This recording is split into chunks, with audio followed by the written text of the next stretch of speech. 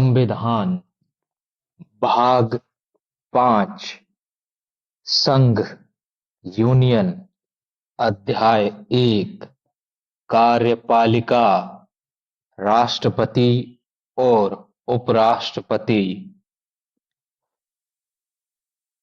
अनुच्छेद 52 भारत का राष्ट्रपति। भारत का एक राष्ट्रपति होगा। अनुच्छेद 53 संघ की कार्यपालिका शक्ति। अनुच्छेद 53 का खंड 1 संघ की कार्यपालिका शक्ति राष्ट्रपति में निहित होगी और वह इसका प्रयोग इस संविधान के अनुसार स्वयं या अपने अधीनस्थ अधिकारियों के द्वारा करेगा। 2 पूर्वगामी उपबंधों की व्यापकता पर प्रतिकूल प्रभाव डाले बिना संघ के रक्षा बलों का सर्वोच्च समादेश कोष्टक में अधिकार पूर्वक आज्ञा देना राष्ट्रपति में निहित होगा और उसका प्रयोग विधि द्वारा विनियमित होगा। 3 किसी विधि द्वारा किसी राज्य या व्यक्ति को प्रदत्त ऐसे कृत्यों को राष्ट्रपति को अंतरित करना नहीं समझा जाएगा और ऐसी व्यवस्था का प्रावधान करने से संसद को निवारित नहीं किया जा सकेगा। अनुच्छेद 54 राष्ट्रपति का निर्वाचन। राष्ट्रपति का निर्वाचन ऐसे निर्वाचक गण के सदस्य करेंगे जिसमें का संसद के दोनों सदनों के निर्वाचित सदस्य और ख राज्यों की विधान सभाओं के निर्वाचित सदस्य होंगे। बुलेट पॉइंट 69वां संविधान संशोधन अधिनियम 1990 के तहत दिल्ली तथा पांडिचेरी में विधान सभाओं का गठन किया गया था। बुलेट पॉइंट 2 70वां संविधान संशोधन अधिनियम 1990 के द्वारा राष्ट्रपति के निर्वाचक मंडल में दिल्ली तथा पांडिचेरी को भी सम्मिलित कर लिया गया था। विधान परिषद कोष्टक प्रारंभ। क्योंकि सभी राज्यों में विधान परिषद नहीं है कोष्टक बंद। राज्यसभा के 12 मनोनीत सदस्य तथा लोकसभा के 2 मनोनीत किए गए आंग्ल भारतीय सदस्य भी राष्ट्रपति के निर्वाचन में भाग नहीं ले सकते हैं। यदि किसी राज्य का मुख्यमंत्री भी विधान परिषद का सदस्य है तो वह भी राष्ट्रपति के निर्वाचन में भाग नहीं ले सकेगा। राज्यों की विधानसभाओं में मनोनीत एक-एक आंग्ल भारतीय सदस्य भी राष्ट्रपति के निर्वाचन में भाग नहीं ले सकता था। आंग्ल भारतीय समुदाय का अर्थ माता भारतीय व पिता यूरोपीय की संतान से है। इसमें यूरोपीय पिता को इसलिए सम्मिलित किया जाता है क्योंकि यूरोपीय देशों ने ही भारत को गुलाम बनाया था। अनुच्छेद 55 राष्ट्रपति के निर्वाचन की रीति। राष्ट्रपति का निर्वाचन आनुपातिक प्रतिनिधित्व पद्धति के अनुसार एकल संक्रमणीय मत द्वारा होगा और ऐसे निर्वाचन में मतदान गुप्त होगा तथा अप्रत्यक्ष रूप से होगा।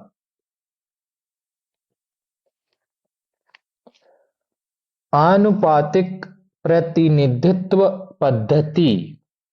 इस पद्धति द्वारा चुनाव में खड़े प्रत्येक उम्मीदवारों को वरीयता क्रम में प्रत्येक मतदाताओं द्वारा अनिवार्य स्वरूप में अपना मत देना होता है। एकल संक्रमणीय मत। इसके तहत सबसे कम मत प्राप्त उम्मीदवार के मतों को अधिक मत प्राप्त उम्मीदवारों के मतों में जोड़ दिया जाता है।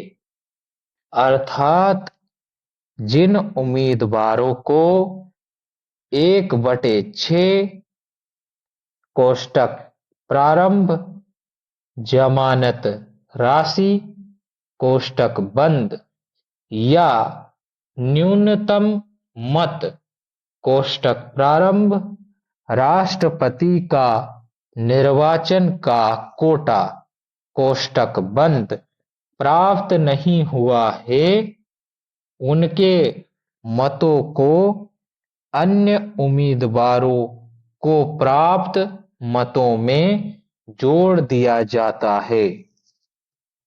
प्रथम चरण की मतगणना। इसमें कितने मतदाताओं ने कितने उम्मीदवारों का प्रथम वरीयता सूची में नाम रखा है की गणना की जाती है। जिस उम्मीदवार को मतदाताओं ने सर्वाधिक संख्या में प्रथम वरीयता दी है वह चुनाव जीत जाता है। किंतु अगर 2 या 2 से अधिक उम्मीदवारों को प्रथम वरीयता में एक समान स्थान प्राप्त हुआ है तो द्वितीय चरण की मतगणना की जाती है और जिस उम्मीदवार को सबसे कम मत प्राप्त हुए हैं या प्रथम वरीयता में नहीं रखा जाता है तो उसको प्राप्त मतों को अन्य उम्मीदवारों को प्राप्त मतों में जोड़ दिया जाता है।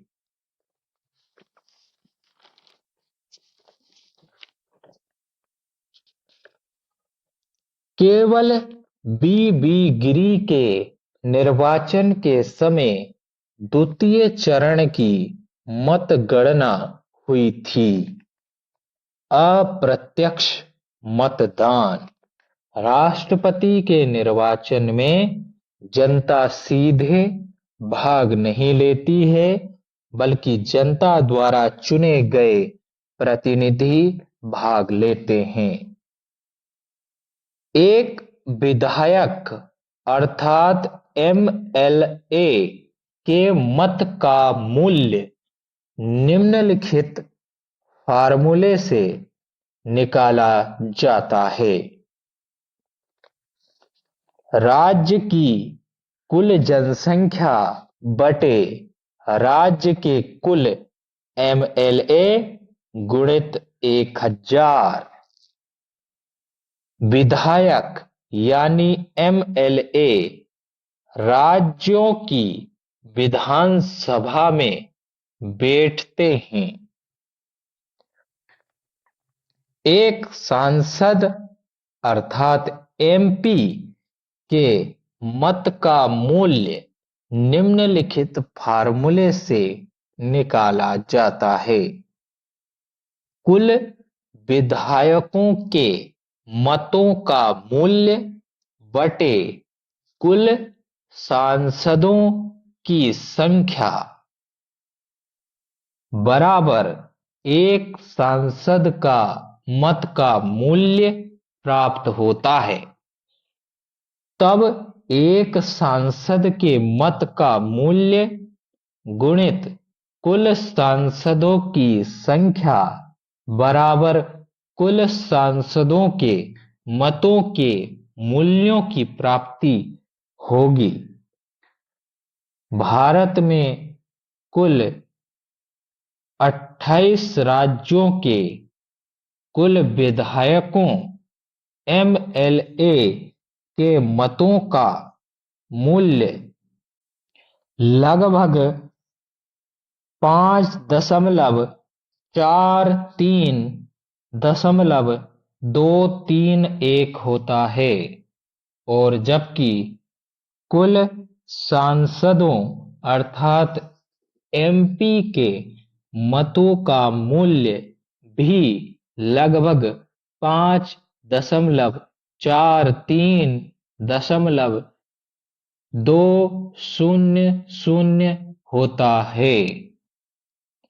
इस प्रकार राष्ट्रपति के चुनाव में कुल 10.86.431 मत डाले जाते हैं और राष्ट्रपति चुनाव जीतने हेतु कुल डाले गए मतों के किसी उम्मीदवार को आधे से अधिक मतों की आवश्यकता होती है।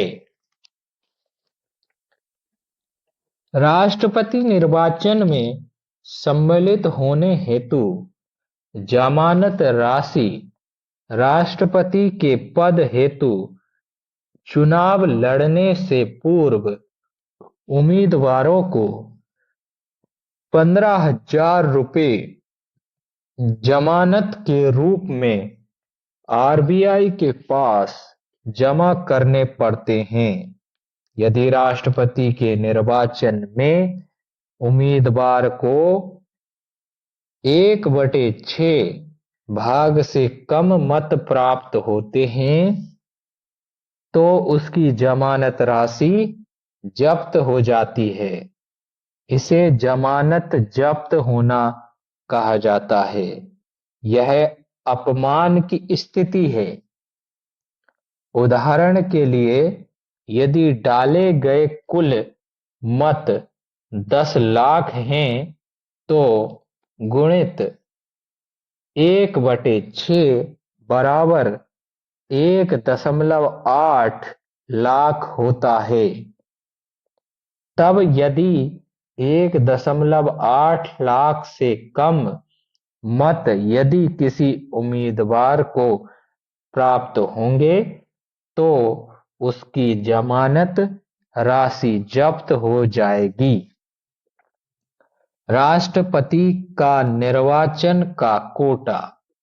राष्ट्रपति पद हेतु निर्वाचन में उम्मीदवार को न्यूनतम मत प्राप्त करने होते हैं, तभी उसको प्राप्त मतों को मतगणना की जाती है।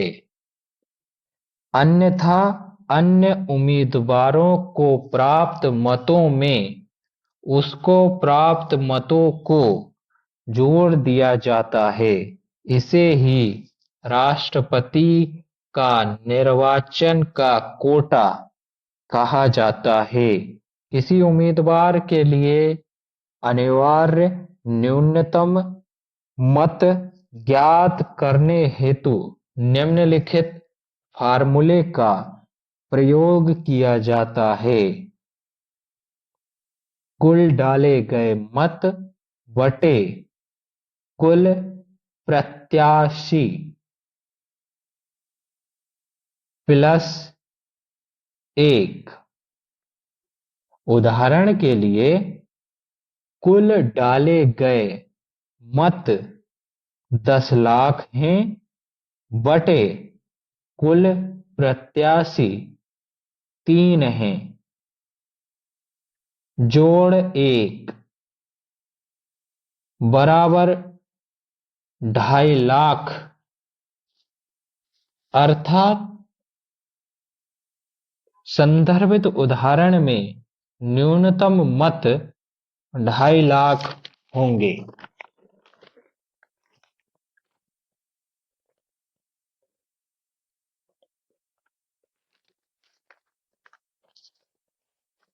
अनुच्छेद 56 राष्ट्रपति की पदावधि। अनुच्छेद 56 का खंड 1 पद ग्रहण करने की तारीख से 5 वर्ष की होगी, परंतु का राष्ट्रपति उपराष्ट्रपति को संबोधित अपने हस्ताक्षर सहित लेख द्वारा अपना पद त्याग सकेगा।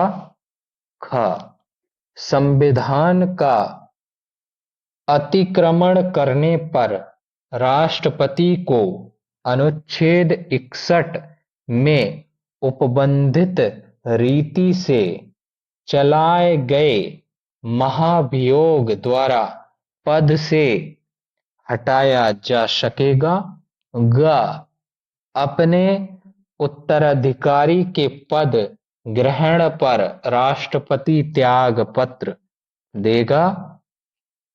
बुलेट पॉइंट खंड 1 के परंतुक के खंड का के अधीन उपराष्ट्रपति को संबोधित त्यागपत्र की सूचना उसके द्वारा लोकसभा के अध्यक्ष को तुरंत दी जाएगी। यदि राष्ट्रपति का पद 5 वर्ष से पूर्व ही रिक्त हो जाता है तो नवीन राष्ट्रपति 5 वर्ष हेतु चुने जाएंगे, न कि अवशेष काल हेतु। अमेरिकी राष्ट्रपति का चुनाव 4 वर्षों के लिए होता है। अनुच्छेद 57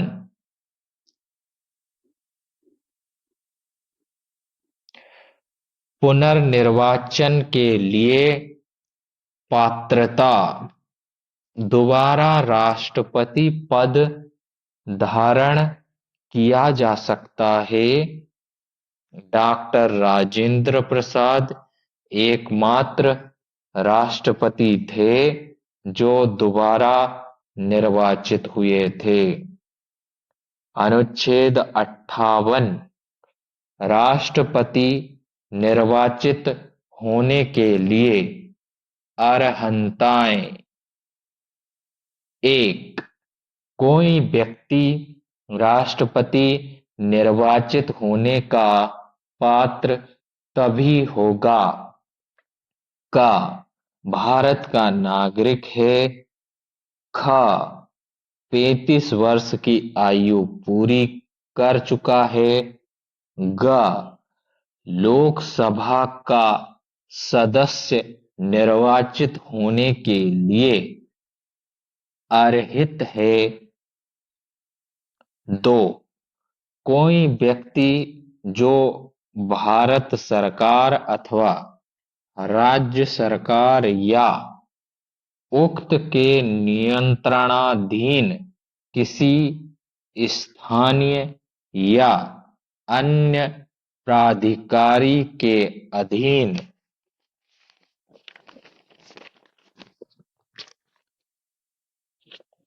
कोई लाभ का पद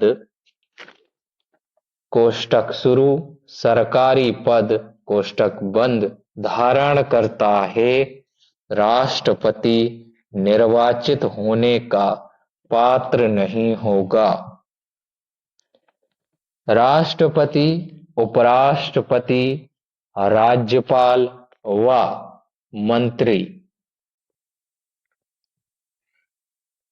के पदों को लाभ का पद नहीं माना जाता है। राष्ट्रपति के निर्वाचन हेतु उम्मीदवार के रूप में सम्मिलित होने हेतु 50 प्रस्तावकों तथा 50 अनुमोदकों की भी आवश्यकता होती है। अनुच्छेद 59 राष्ट्रपति के पद के लिए शर्तें। 1 राष्ट्रपति सदन का या राज्यों की विधान सभाओं का में से किसी का सदस्य नहीं होगा। यदि सदस्य है तो यह समझा जाएगा कि उसने राष्ट्रपति के रूप में अपने पद ग्रहण की तारीख से वह पद त्याग दिया है। 2 राष्ट्रपति अन्य कोई लाभ का पद धारण नहीं करेगा। 3 राष्ट्रपति पद के लाभ व सुविधाएं प्राप्त करेगा। 4 राष्ट्रपति की उपलब्धियां और भत्ते उसकी पदावधि के दौरान कम नहीं किए जाएंगे। अनुच्छेद 60 राष्ट्रपति द्वारा शपथ या प्रतिज्ञान।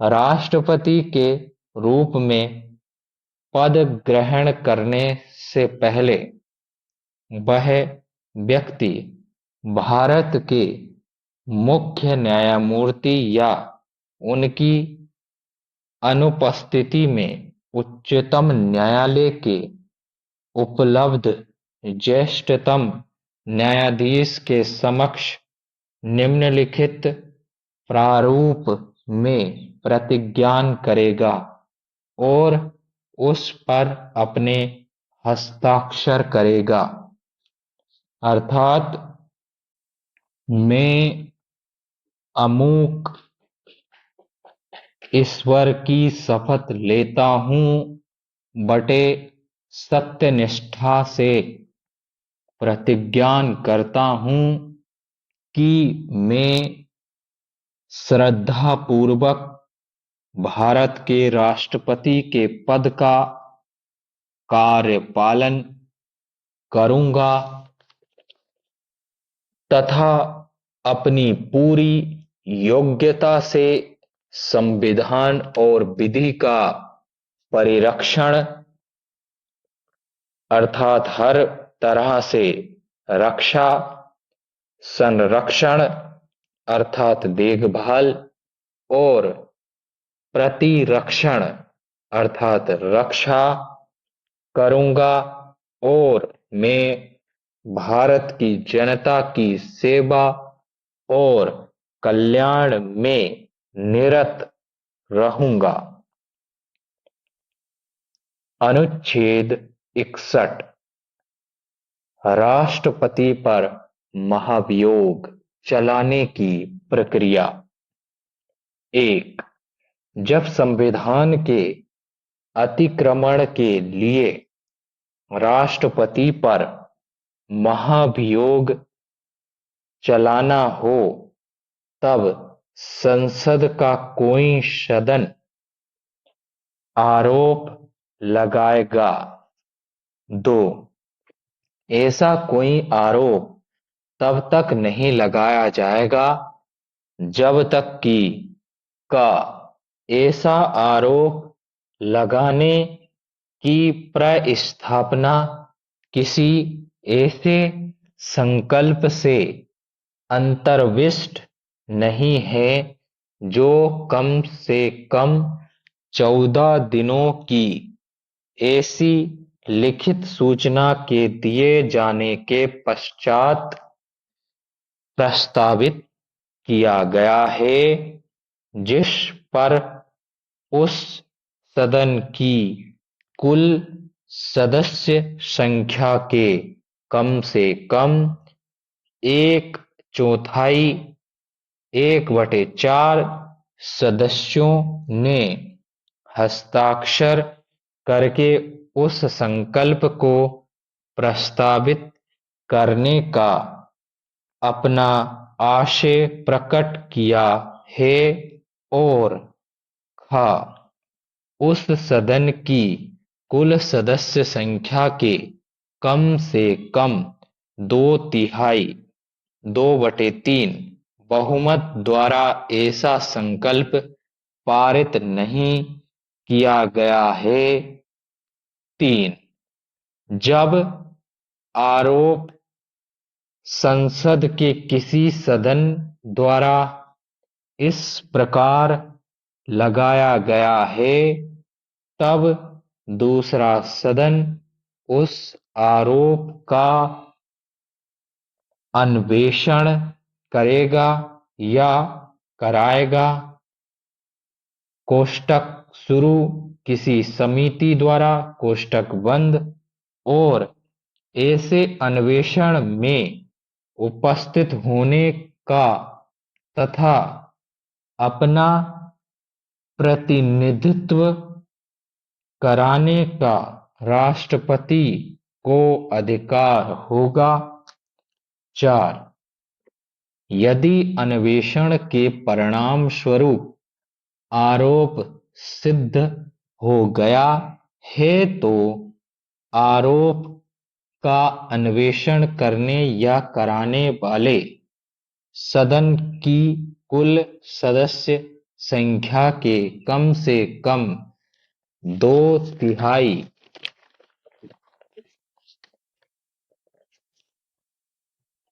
2/3 बहुमत द्वारा पारित कर दिया जाता है तो संकल्प पारित होने की तारीख से राष्ट्रपति का पद रिक्त समझा जाएगा।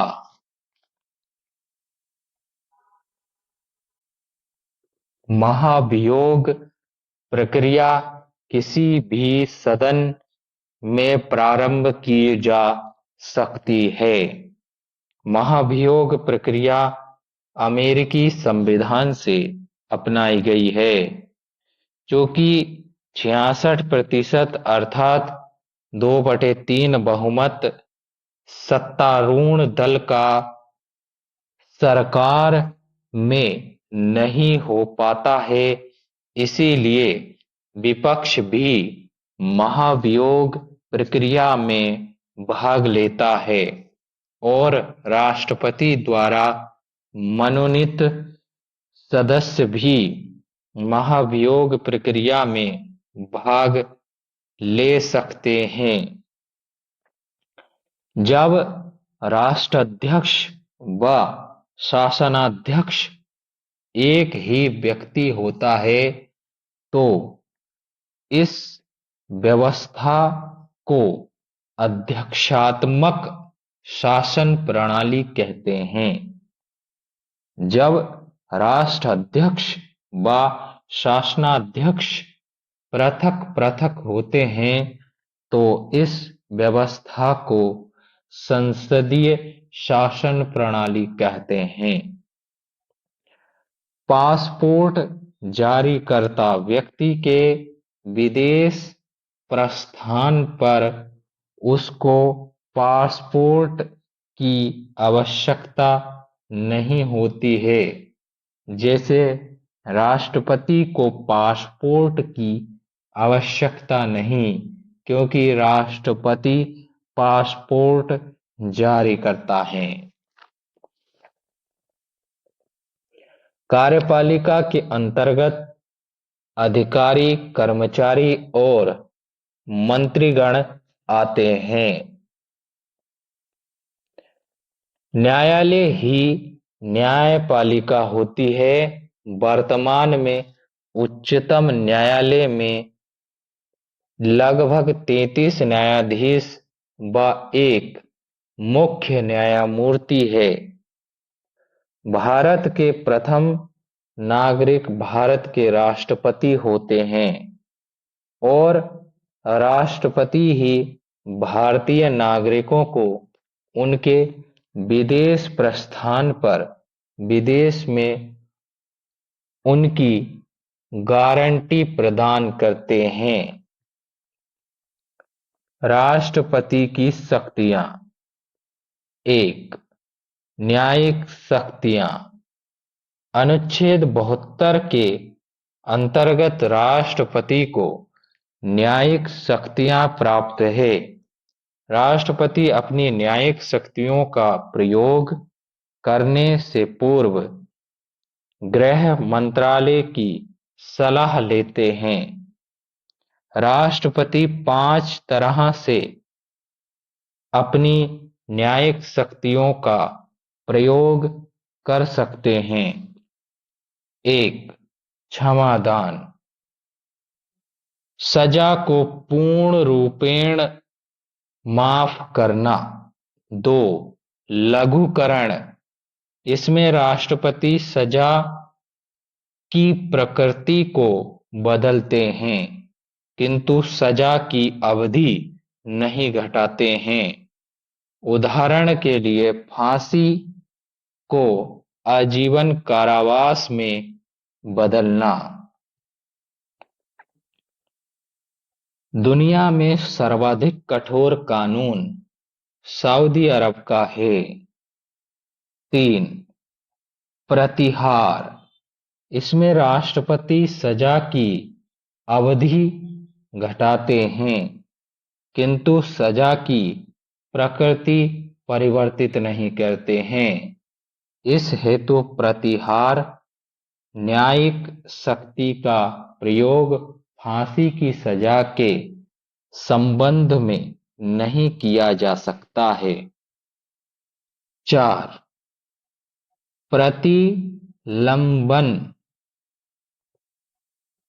इसमें राष्ट्रपति फांसी की सजा पर अस्थायी स्वरूप में रोक लगाते हैं ताकि अपराधी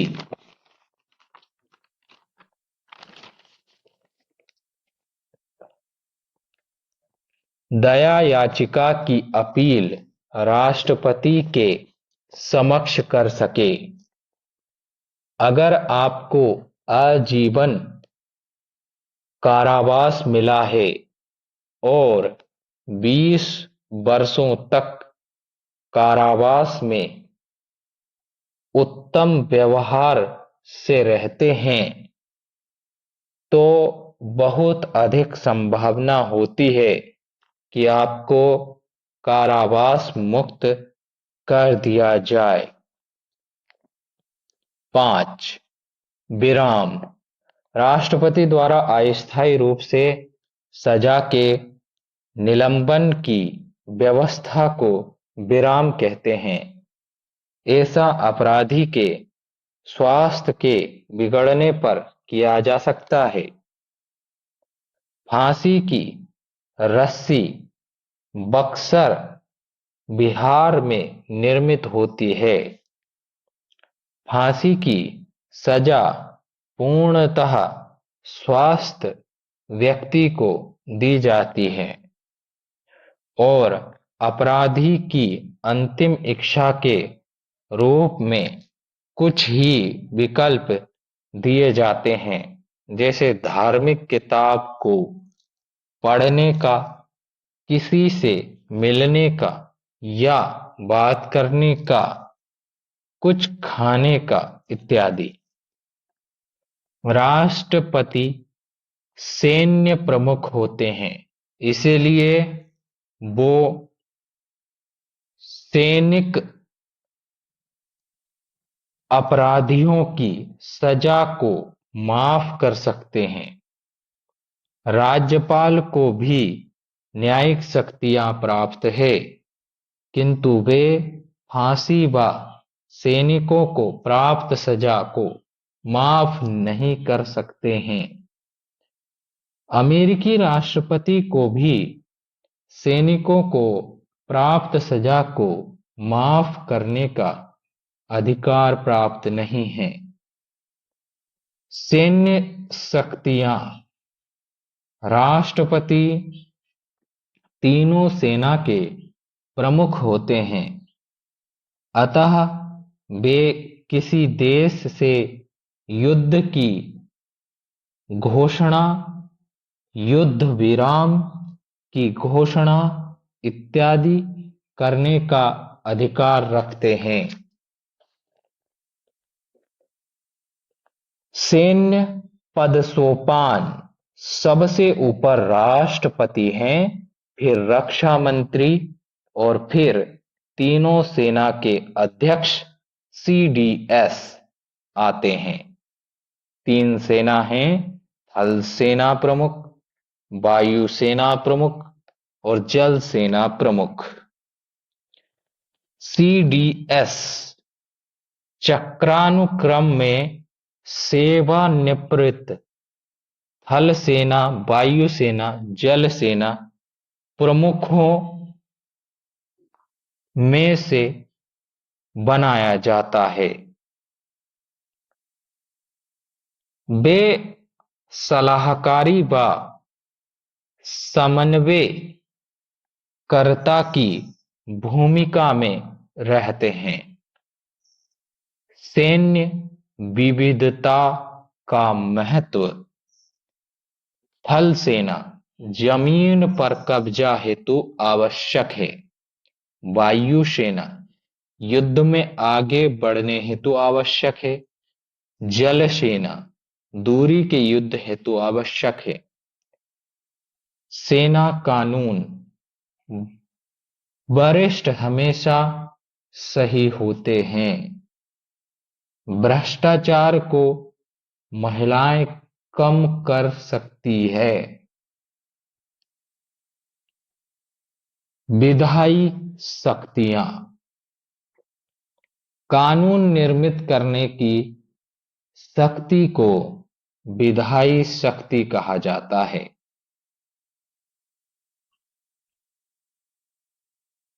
विधेयकों के परिप्रेक्ष्य में अंतिम अनुमति राष्ट्रपति देते हैं और अध्यादेश पारित कर सकते हैं।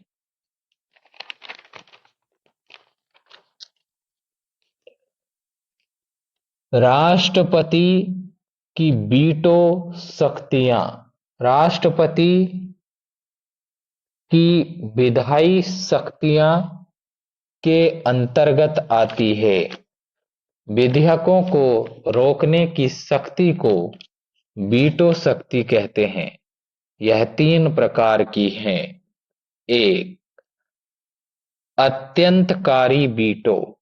जब राष्ट्रपति विधेयक को पूरी तरह से रद्द कर देते हैं तो इस स्थिति को अत्यंतकारी वीटो कहा जाता है। अब यह समाप्त हो चुकी है। 2, निलंबित वीटो।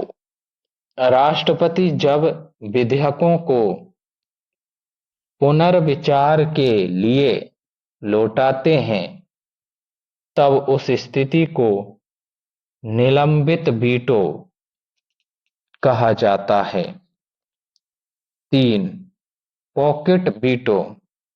जब राष्ट्रपति किसी विधेयक पर न अपना हस्ताक्षर करे, न ही उसे पुनर्विचार के लिए लौटाए, बल्कि उसे अपने ही पास रख ले, तो इस स्थिति को पॉकेट वीटो कहा जाता है।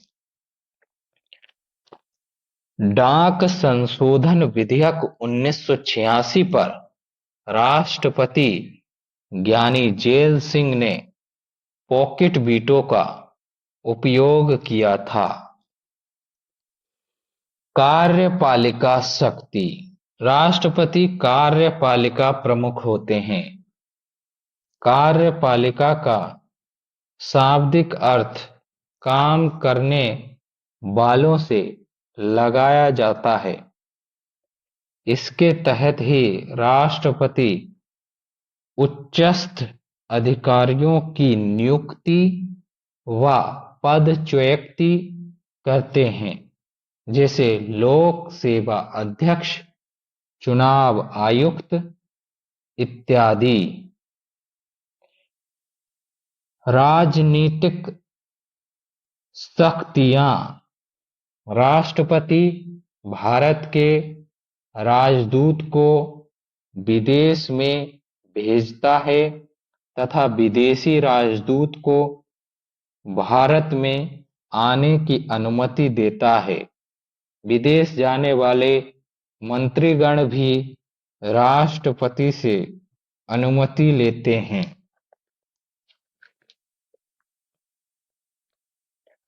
भारत का राष्ट्रपति गृह मंत्रालय की सलाह पर किसी भी देश में भारतीय दूतावास को भेजे, बुलाएंगे इत्यादि, जैसे अमेरिका।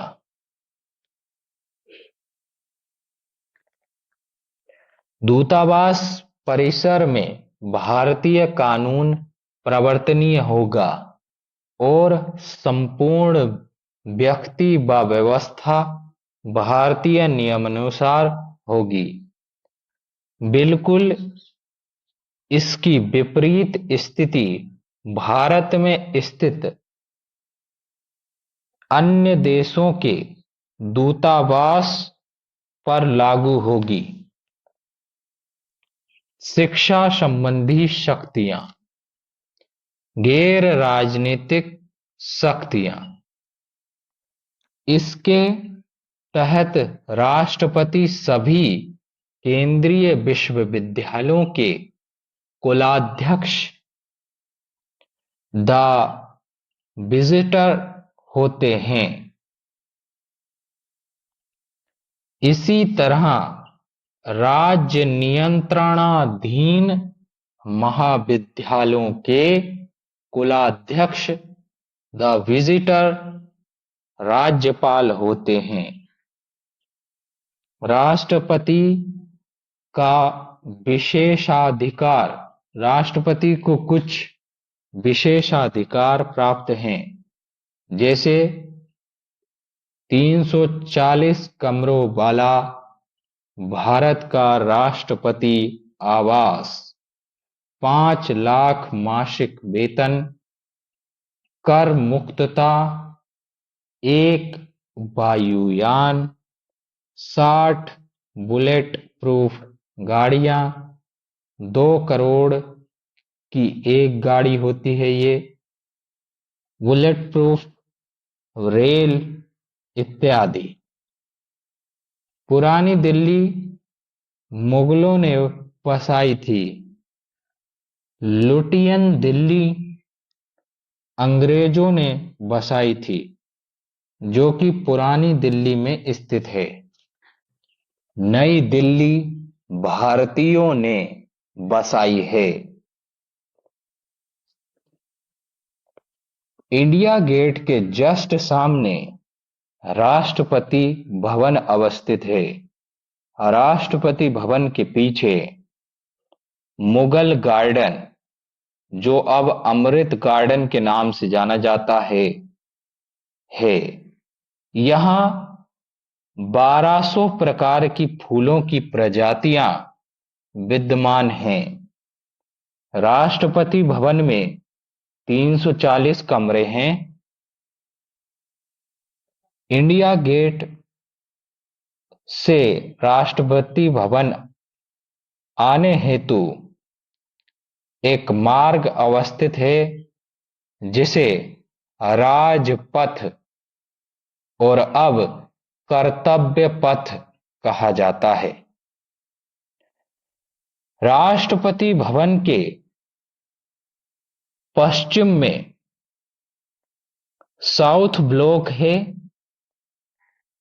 तथा पूर्व में नॉर्थ ब्लॉक है, जो कि विभिन्न मंत्रालयों व विभागों के लिए है।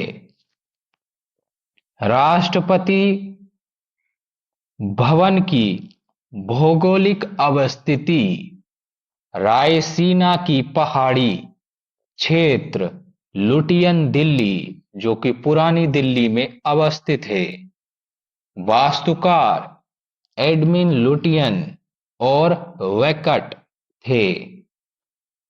राष्ट्रपति की विवेकाधिकार शक्तियां, इस शक्ति का प्रयोग राष्ट्रपति अपनी इच्छा अनुसार करते हैं। ये वे लोकसभा में राजनीतिक दलों को प्राप्त त्रिशंकु बहुमत होने पर करते हैं और अपने विवेक से किसी भी बहुमत प्राप्त राजनीतिक दल के नेता को प्रधानमंत्री घोषित कर देते हैं या किसी राजनीतिक दल को बहुमत सिद्ध करने का अवसर प्रदान करते हैं, अगर वह दल अन्य बहुमत प्राप्त दलों से मिलकर बहुमत सिद्ध कर देता है, तो गठबंधन युक्त सरकार निर्मित करना संभव हो जाता है। किंतु अगर वह राजनीतिक दल 30 दिनों के भीतर बहुमत सिद्ध नहीं कर पाता है, तो दोबारा चुनाव कराए जाते हैं। अनुच्छेद 62 राष्ट्रपति के पद में रिक्ति को भरने के लिए निर्वाचन करने का समय और आकस्मिक रिक्ति को भरने के लिए निर्वाचित व्यक्ति की पदावधि। एक, राष्ट्रपति की पदावधि की समाप्ति से हुई रिक्ति को भरने के लिए निर्वाचन पदावधि की समाप्ति से पहले ही पूर्ण कर लिया जाएगा। 2, राष्ट्रपति की मृत्यु, पदत्याग या पद से हटाए जाने या अन्य कारण से हुई उसके पद में रिक्ति को भरने के लिए निर्वाचन रिक्ति होने की तारीख के पश्चात यथाशीघ्र और प्रत्येक दशा में 6 मास बीतने से पहले किया जाएगा